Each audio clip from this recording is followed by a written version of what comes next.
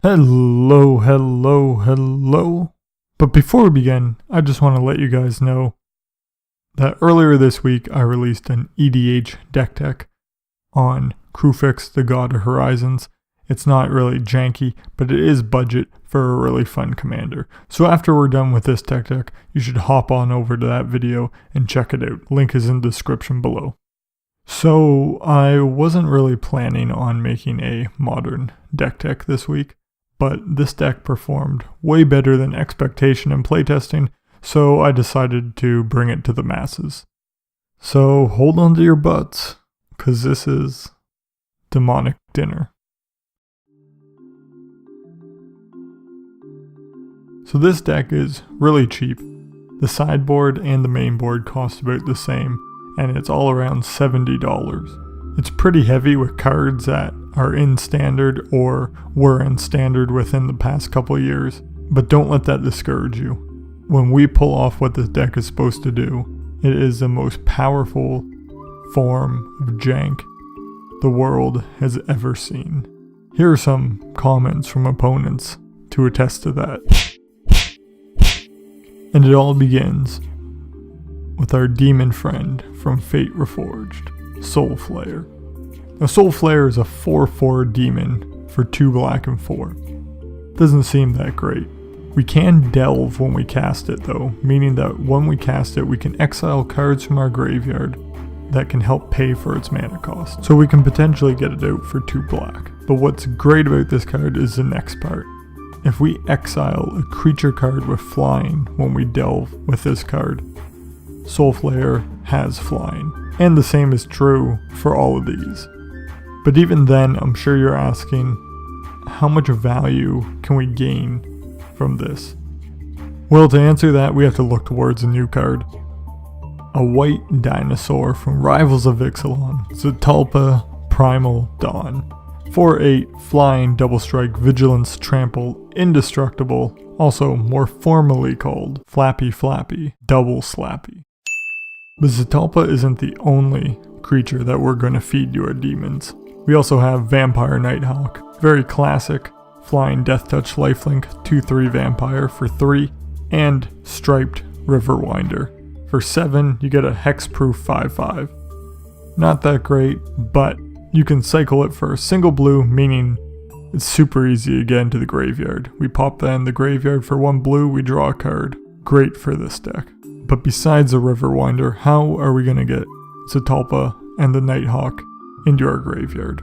Well, that's where we look towards a very loved mechanic, dredge. So we are running Stinkweed Imp. The Imp is just a flying 1/2 with pseudo death touch, but its key feature is that it has dredge 5. So whenever we draw a card, we instead can mill ourselves by 5 and return the Stinkweed Imp from our graveyard to our hand. Another thing about Stinkweed Imp is it's actually a surprisingly okay creature. I have no problems playing it as a blocker if we need to have something up. People don't really want to attack into a death touch dude that will take one of their creatures and we can just get back for a benefit on our turn. And Dark Blast, very nice. Target creature gets -1/-1. We can dredge 3.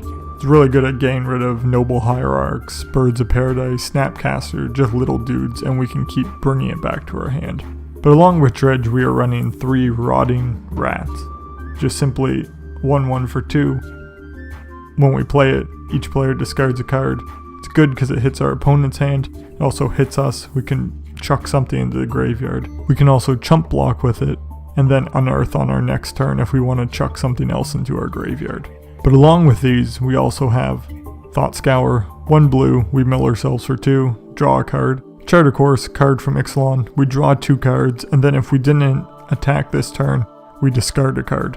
Nice part about this is that dredge activates on each card you draw, so you can draw 1 card and then dredge, or dredge and then draw 1 card. It's versatile like that. And then finally, Contingency Plan for blue and 1. We look at the top 5 cards of our library, put any of them into the graveyard, and put the rest on top of our library in any order. So again, can fill our graveyard pretty easily. We then have Serum Visions, pretty standard. 1 blue, draw a card, scry 2, can just help us look for the cards we need, and then call to the Netherworld 1 black, we can return target black creature from our graveyard to our hand. We just have this as a safe plan in case we mill our Soulflayer. What's nice about it is if we discard it, we can cast it for free, and that's really synergistic with Charter Course or Rotting Rats. Into the mana base, nothing too exciting here. We have Choked Estuaries, just a cheap dual land we can get in untapped on our first turn by revealing a swamp or an island. We then have Dakmor Salvage, just a slow swamp card, but it does have dredge so we can fill our graveyard even quicker. And then into our basics, we have 7 swamps, 5 islands, for only 19 lands. We're really land light in this deck. With a good opening hand, we can get Soulflayer out turn 3 with only 2 swamps. So we don't really need to stock up on lands as the game progresses. So knowing all this, you can easily see that our deck is a glass cannon. And our sideboard doesn't really help that much. We kind of just take duct tape and try to secure our glass cannon.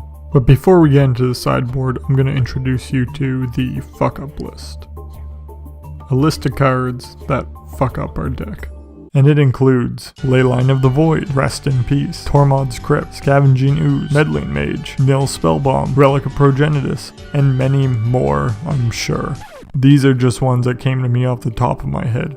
So our sideboard is going to have to deal with these cards that are very common graveyard hate in Modern. So what do we have? Well, we start off with 2 creatures that have probably never seen any Modern play. Eternal Scourge and Torrent Elemental. But the thing about these guys is they can be cast from exile. These are nice because if they're in our graveyard and our opponent wants to exile our graveyard, they then have to consider, well, do we want to basically fill our hand with more creatures to play against them? We're also running Inquisition of Kozilek, pretty standard card in Modern, but it's a nice proactive way to stop graveyard hate. If we can get them to discard their answer to our graveyard before it hits the board, that makes our lives a lot easier. Next up we have Logic Knot running 3 of them, 2 blue and X, counter target spell unless its controller pays X, and we can delve, so that's nice with our deck. Again, like Inquisition, just a proactive way to get rid of graveyard hate before it hits the board. Trickbind, counter target activated or triggered ability. So this is what we'd use if they got their hate on the board.